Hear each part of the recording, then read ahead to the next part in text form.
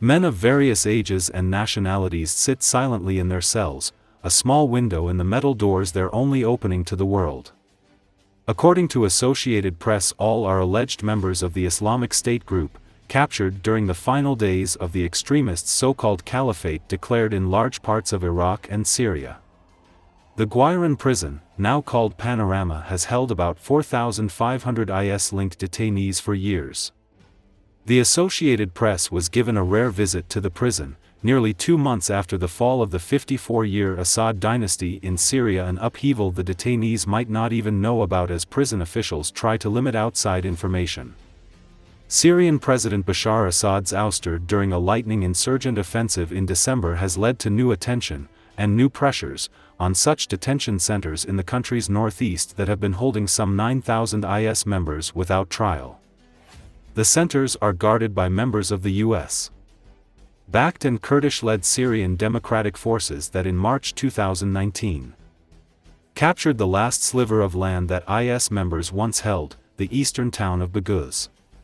SDF Chief Commander Mazlum Abdi told the AP that after the fall of Assad, IS members captured large amounts of weapons in eastern Syria from posts abandoned by forces loyal to the former president.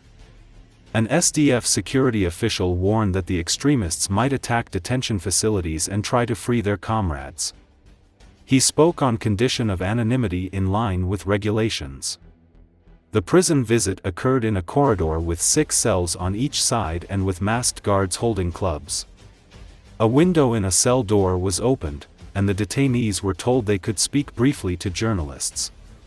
A young man moved forward and identified himself as Mar, a nurse from Melbourne, Australia. Prison authorities asked that only first names be used.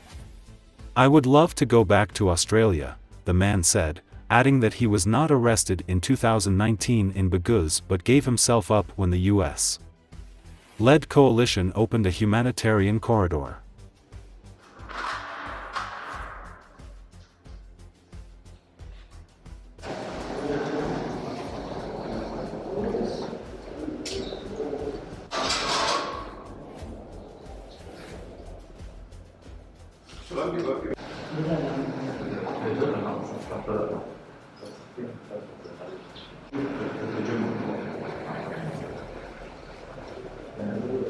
We would like to go back to our countries, where most of us, we've been here for a long time. I'm probably one of the least people here, 7 years. There's people who've been here for longer, and we're all tired.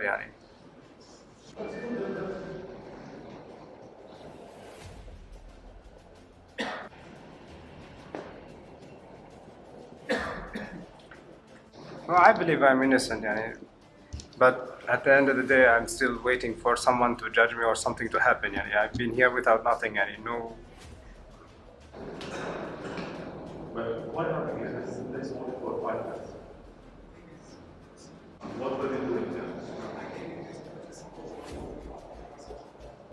Of course, I'd love to go back to Australia. It's my home country. And I didn't do anything to Australia. I didn't do anything to anyone.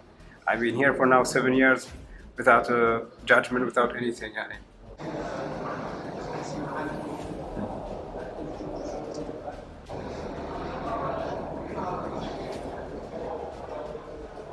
I came to help the people. I saw what Bashar Assad was doing to the people, throwing bomb and things. And in Australia, I was studying university, and I saw these things, and I thought I'd come, but I guess I came to the wrong place.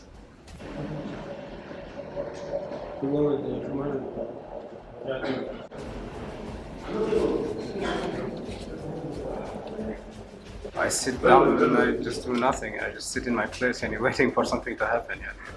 Every day we hope for our numbers to be called. That's all we do every day. Wait for our food. There are 3 meals. We pray.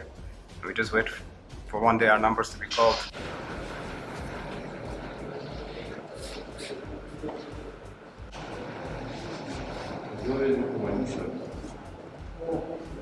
I think we can go back to our normal life. We go back, I think,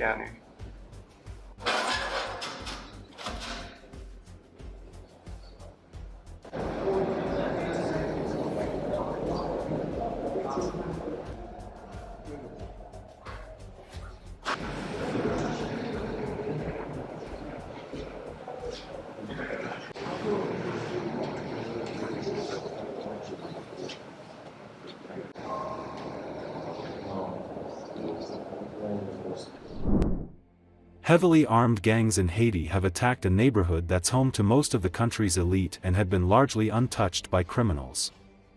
According to Associated Press, police have demanded help repelling the assault that has killed at least 40 people. It's been 8 days since Kenskov has been under attack, Mayor Jean Masselun told the Associated Press on Monday.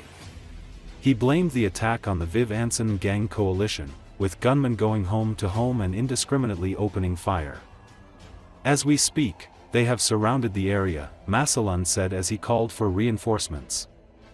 The dead include pastors, teachers, and children, although the number is expected to be higher because authorities haven't been able to reach certain parts of the neighborhood, which is home to many politicians and business leaders. Many victims are working-class people who tend crops on the outskirts of the neighborhood in the foothills of a mountain range. Gangs already control 85% of Port-au-Prince, and the United Nations Secretary-General warned last month they could overrun the capital. The assault on Kenskov occurred days after the government and police warned about imminent attacks in the capital, but the warnings did not say where they might occur. The attack on Kenskov that began January 27 has left more than 1,660 people homeless, according to the International Organization for Migration on Monday. Overall, gang violence has left more than 1 million people homeless across Haiti in recent years.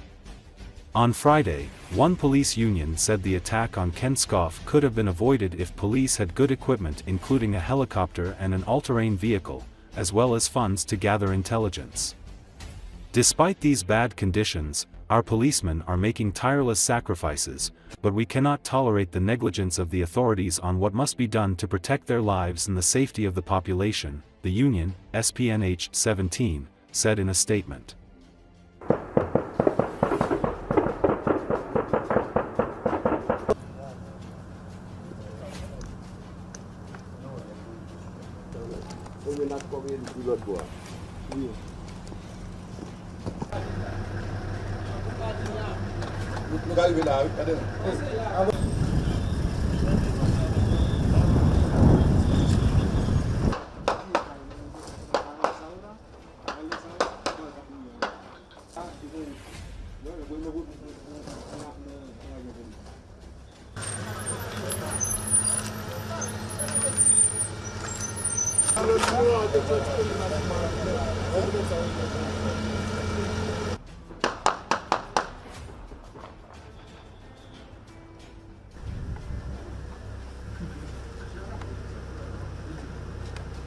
Yo tué, yo raché, yo boulé.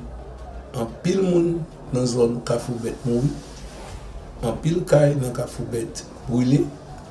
En pile jaté moun yo krasé, yo tué bête moun yo.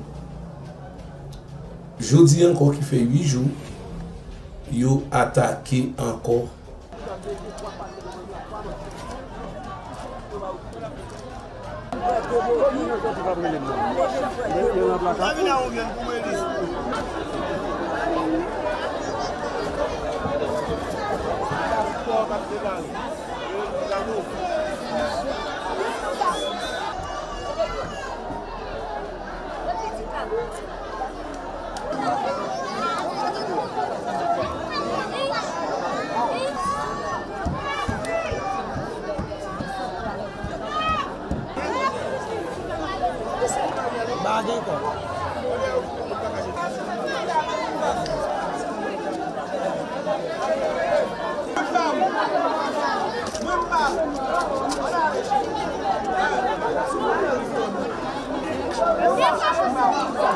Parce que zone nan bandi mettez nous sous vente.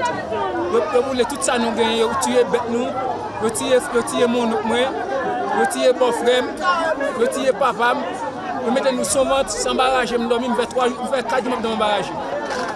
Tout ça nous gagne, yo boule tout, bagui même pièce même bagui de place.